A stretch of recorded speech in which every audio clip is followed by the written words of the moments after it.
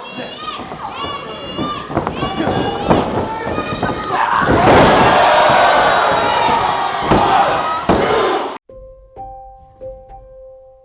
My name is Becca. I have been training for about, a little over 2 years, and I have been wrestling on shows for about 1.5 years. My name is Davienne Long. I wrestle under the name Not America's Sweetheart, Davienne, and I started wrestling on July 3rd, 2012, so I just hit my 9-year wrestling anniversary. I'm Alisha Edwards, and I've been wrestling for 15 years. My name is Kathy Buzzalevich. I have wrestled for 18 years, first as Mistress Belmont, and then more recently as the Widow Belmont. When I first get into wrestling, it's kind of interesting that I wrestled the same girls repeatedly because there was so few of us. There was the handful of, like, I guess you'd call them stalwarts that all wrestle each other in different promotions, both as heel and babyface and whatnot.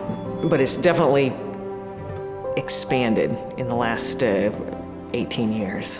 When I started, it was 2 female spots on a show. If you really looked at like a training day, there was literally just 1 or 2 females. Luckily, I had a friend that got me in the business that happens to still be a wrestler today.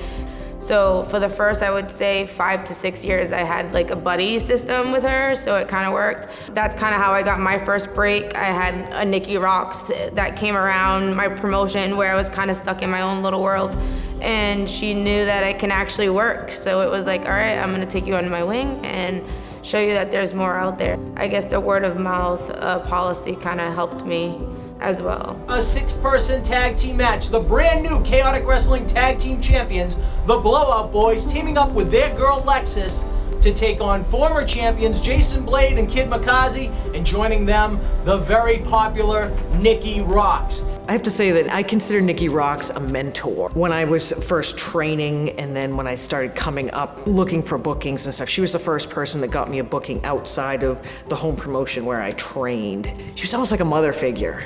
She took care of all of us girls that were coming up. I always aspired to be like Nikki Roxx. I appreciated what she did for me. Chaotic Wrestling for years had no women's division.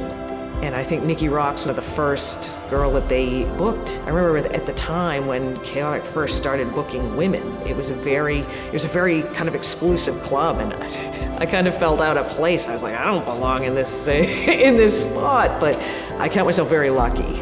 Most of the females that started would have to be a ballet for a long period of time before they got the open spots to do some actual wrestling. I don't know when it was until things started blooming, right? Because there has to be a period of that time where it changed. We were eye candy in, what do they call us, the popcorn match at the time. That was like, right before the main event when you had to go get your snacks and your drinks and kind of get settled in for the main event. That's when, the girls were part of the show. I fight for women, but I also fight that it's always been a guy's business. Like, it's a boy's business, and sometimes it's hard to kind of swallow that pill. But at the end of the day, it's always going to be ultimately a guy's business. When I first started training, I feel like I'm a mix, because I had a lot of the old school when I first started training, and I've been on this transition into the new age of women's wrestling and professional wrestling as a whole. My first few weeks of class, they made bets of when I was gonna quit. And part of the reason I still wrestle today is because I'm stubborn, and I said I'm not gonna be the girl who quits. I was the only girl at the New England Pro Wrestling Academy for 5-6 years. There was a couple signups here and there, but fell off very, very quickly. So I was expected to be like one of the boys. I didn't get any slack. I think I probably got treated a little worse because I was expected to be more. I wasn't expected to wrestle like a girl. I was supposed to hit like a boy and fight like I was fighting a guy.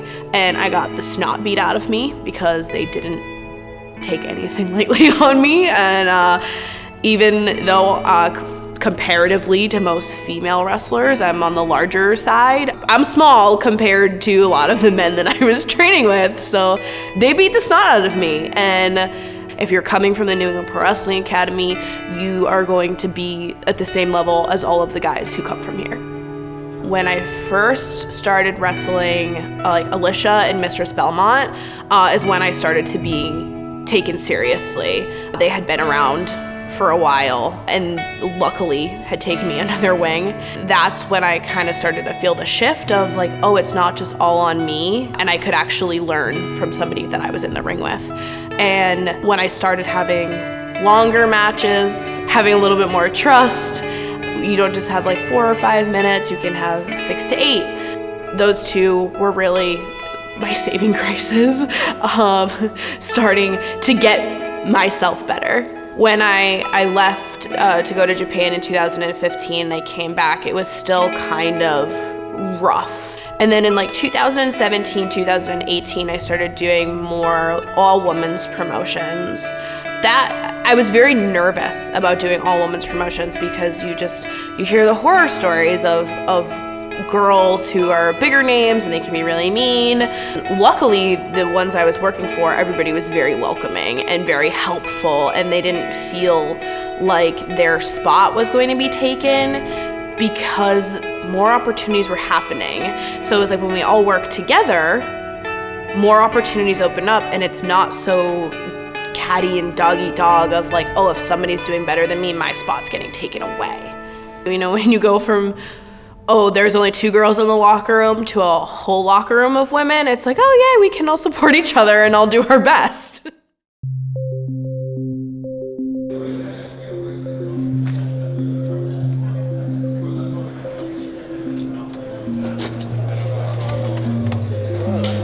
I did not do that.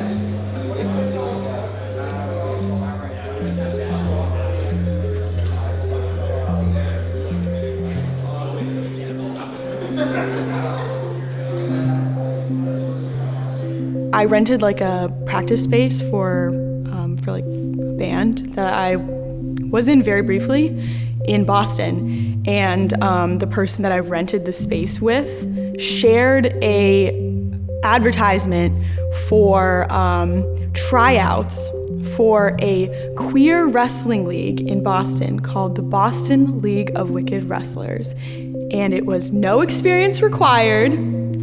And I was like, this is awesome. I want to do this. So I went to the tryout. It was in a park in Boston, and there was like one blue mat just on the ground, and we did rolls. And then we had to do promos. Now, no one in B.L.O.W. is like a trained wrestler. Most of the people in B.L.O.W. were like drag performers or burlesque performers, so they had a lot of experience in entertainment, but nothing in wrestling. Oh, hi, are you recording this? Yeah, you're gonna wanna record this. I just drank 3 triple shot cappuccinos and I am ready to pop off. So I got accepted and I was like, oh my gosh, this is amazing. I'm gonna like be a wrestler on these shows. And at the time, B.L.O.W. was only really wrestling in bars. So we would like go to a bar and there would be like bands playing. And then between the band sets, we would set up mats on the floor and wrestle in the bar. And it would be like a 30-minute show. It was like all character stuff, all goofiness, all silliness. I wanna see all of my basics out there showing their support for me, all right? So I wanna see hashtag I'm with Becky, hashtag I stand with Becky, hashtag save Becky. I want to see this love out there, all right? You could just be whatever you wanted to be in the league, which was really awesome. There was a lot of people in B.L.O.W. who had experienced violence in their life and were using B.L.O.W. to reclaim their own bodily autonomy and control over violence. And it was really cool.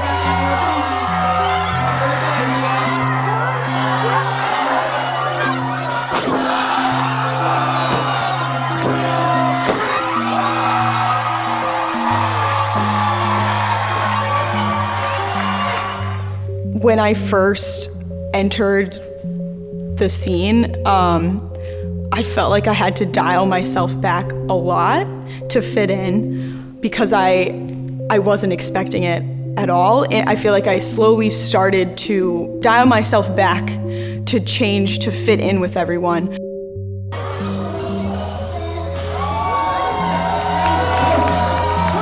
Columbus, Ohio, she is the leader of the Scrunchy Squad and the current reigning and defending Chaotic Wrestling Pan-Optic Champion, Becca!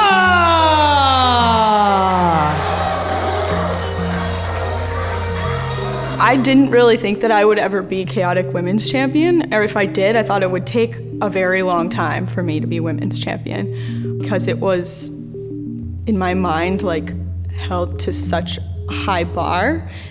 Tasha Steelz was the Women's Champ when I first started training. And then I remember something happening and Ava Everett won the title, but it was like right before the pandemic happened. She moved away from Massachusetts and it was very up in the air what was gonna happen with it. Then the pandemic happened, there was no wrestling, and then Chaotic started doing tapings. And I got to have matches on those tapings. I was so excited to be on Chaotic. I had been on Chaotic one time before the pandemic, but I didn't really have like a real debut as Becca, as me. So to do that on the Chaotic Reloaded tapings, I was just so excited. So I got to wrestle Ava Everett, I got to wrestle Davienne, and I won the title. Scrunchy Squad, I am so honored to hold the Chaotic Women's Championship. It has an incredible history of launching women's careers in New England. But I do not define myself as a wrestler by my gender, and I don't define my opponents by theirs either. And I'm tired of being limited in who I can defend my championship against. I was at training wrestling men, because that's how Chaotic is at training. Everybody wrestles each other. So I was having class matches with Riddicks, and I remember Chase being like, I want to see this match. Like a full match, like a real match. And how can we make this happen? You know, a little bit after that was when I heard about this idea of there being an inclusivity belt, like a non-gendered, anyone can hold the belt, championship belt. The Panoptic title. I was excited by that, but I was also kind of nervous about the Chaotic Women's title not existing anymore. When I was told about the introduction of the Panoptic title, I had mixed feelings. Just because I didn't want it to seem like the women didn't have anything to aspire to that would solely be for them. For one, it felt so important to me, and it was something that I had looked up to for so long that I was like, oh, you're gonna take it away from me? Like, I'm not gonna have the women's title anymore. But that was my initial reaction of, oh, we're taking away something from the women in New England. They don't have really anything else to aspire to of solely being for them. And, sorry.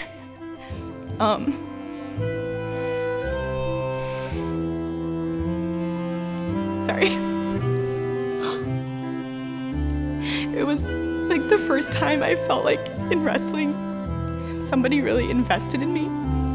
When Chase put the belt on me, it meant so much to me because I didn't start training at Chaotic.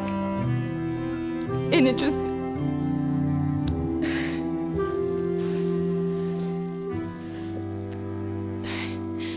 felt like a really big deal when I won the women's title.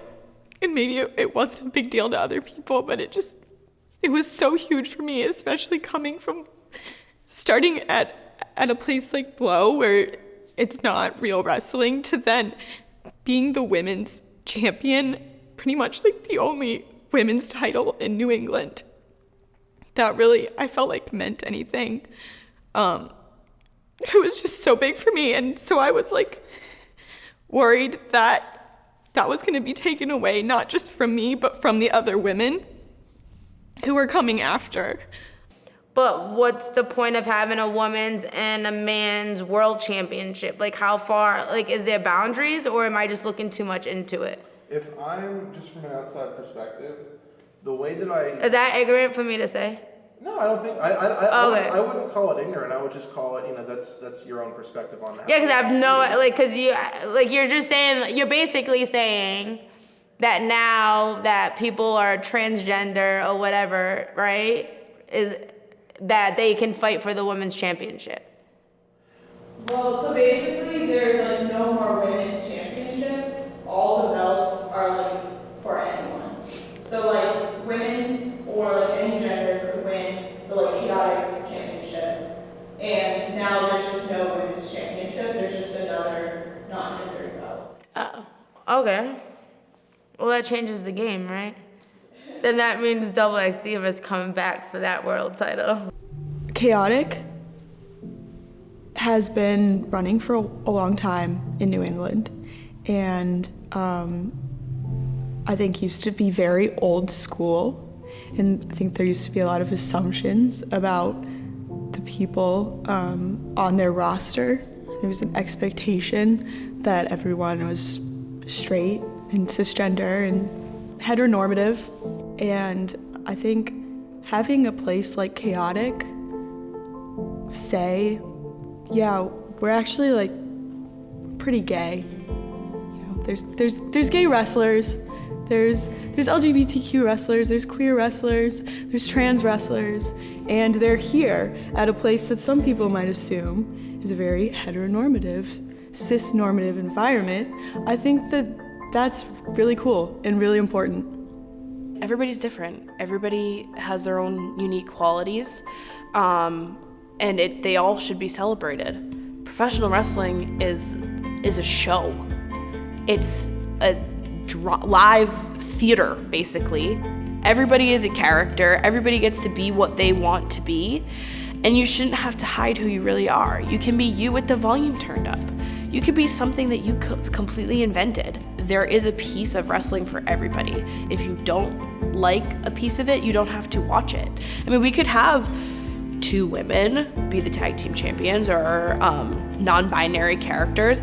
All the titles are genderless, but now we do get to give something to people who identify as non-binary, or, you know, as part of the LGBTQ community, because they should be celebrated just the way women got to be celebrated with the championship. So they do get that one title to aspire to, even if they don't live in New England, or they live in Canada or wherever. Be like, oh, I would want to wrestle for the Panoptic title because that is for me. I don't care who you are. I will beat you, and I will retain my Panoptic championship.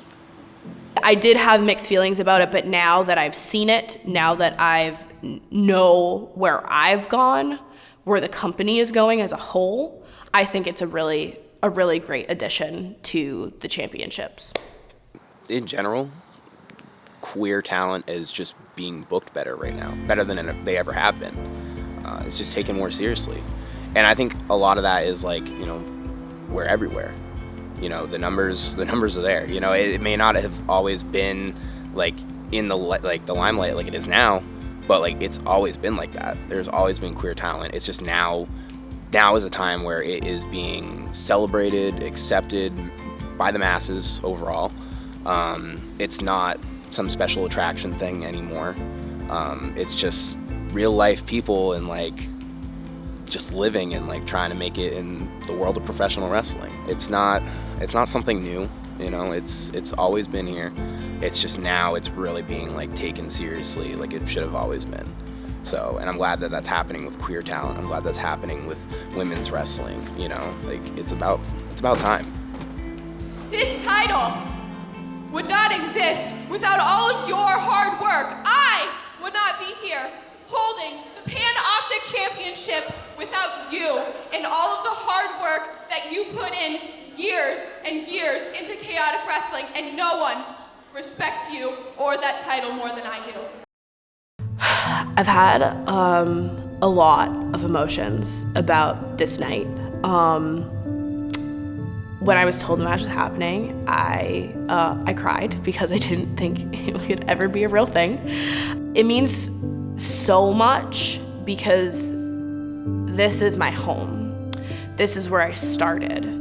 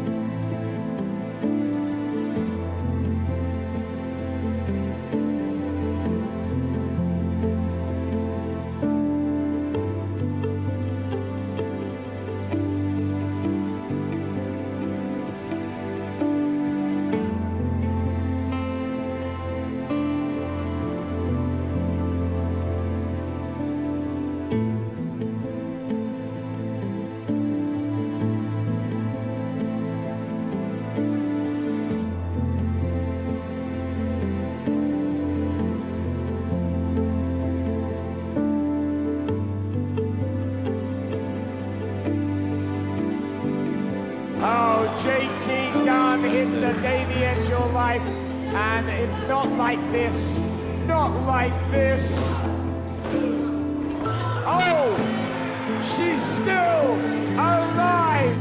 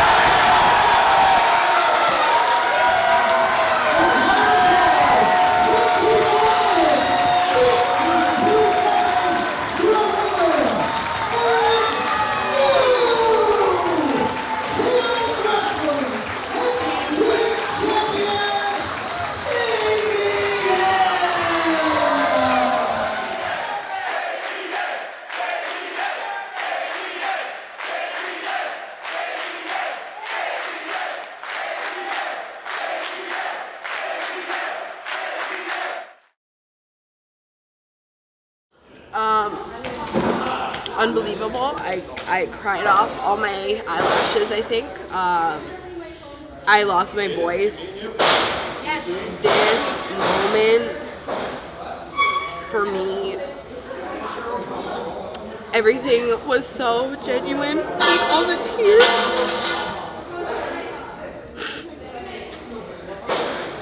Because, like, a year ago, I texted Chase that I wasn't going to wrestle anymore. And he put faith in me to give me opportunities. And it became this. And never in a million years, like, I just wanted, when I was 11 years old, I just wanted to be a wrestler, and I never ever imagined, like, the way things would have played out. Like, when I won the Chaotic Women's Championship, I thought that was the ceiling for me. Never in a million years did I think that I would be a trailblazer or a history maker. I've just always kind of just gone with the flow. It's never really been like a mission of mine to break glass ceilings. And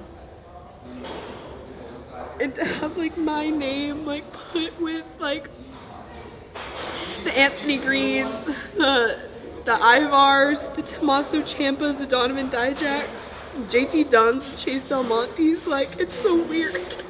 It's honestly so weird because I still think of myself as the 18-year-old who walked into the New England Wrestling Academy who had like no idea about anything about wrestling and was really like terrible at wrestling for a lot of years. And to have the faith put in me, I know it's something really like small to a lot of people, like this isn't like WWE, this isn't WrestleMania. But to have the faith put in me to like pave a road for the Beccas and the Harrises and the Shannons and to follow in the footsteps of like Alisha and Nikki Roxx. This is never anything I expected for myself. I never could have imagined it. It's just so unreal. It's so unreal to feel so valued and to feel like my voice is so heard and I'm so important. Because for a very long time I just felt like a member of the roster. And I was just there to have a 6-minute match before main event. And then when you are the main event and you literally have people screaming your name, and like a year ago I almost gave it all up. I'm just really glad I did. I'm really, really glad I did. This moment, if this is my last match, if this is my last moment, I would be happy with that, honestly.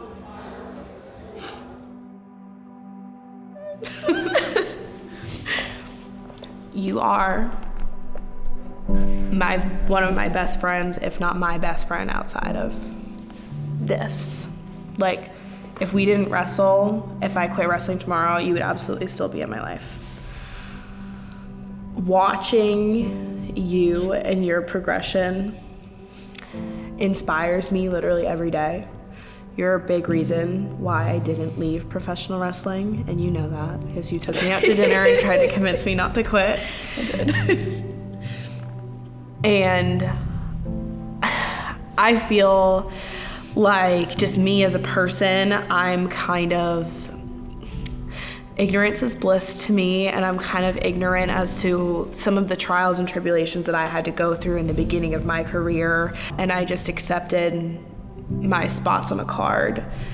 Never did I think I would be like the trailblazer to open doors for girls like you and Evie and Paris, and you guys give me so much, and I'm really happy that you don't have to go through what I went through, and you don't have to scratch and claw, and not like you don't work hard and you don't scratch and claw, but I'm glad that I can be the one to make this a better place for you guys. And thank you for letting me do that. And I just love you. Davey, I love you so much. And I'm so thankful for you. I felt so alone in wrestling before I met you and Evie. And you're such a great friend outside of wrestling, and you're also just such a great friend in wrestling. When you told me you were gonna quit, my heart sunk. And I was like, oh my God, what am I gonna do?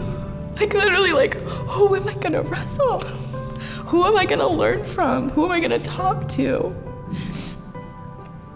And I'm just so thankful, not only that you went through what you went through, but also that now you get to keep pushing and keep opening doors for people. And you're gonna do so many awesome things. And I'm just so excited to watch you do it. And then follow in your footsteps and then beat you and win the title from you. And then, yeah. I'm so grateful too, like as a selfish person, that I got to have some of like your biggest moments in matches, just because I love you so much. I love everything that we've done together so much, whether we're teaming, whether we're wrestling each other. I would wrestle you every single day until the day I die. You make me better every single time I get to be around you. Thank you. I can't believe you just said that. That's the craziest thing I've ever heard in my life. It's crazy, so crazy. Thank you, Davey. Just thank you. Just for existing. Thank you.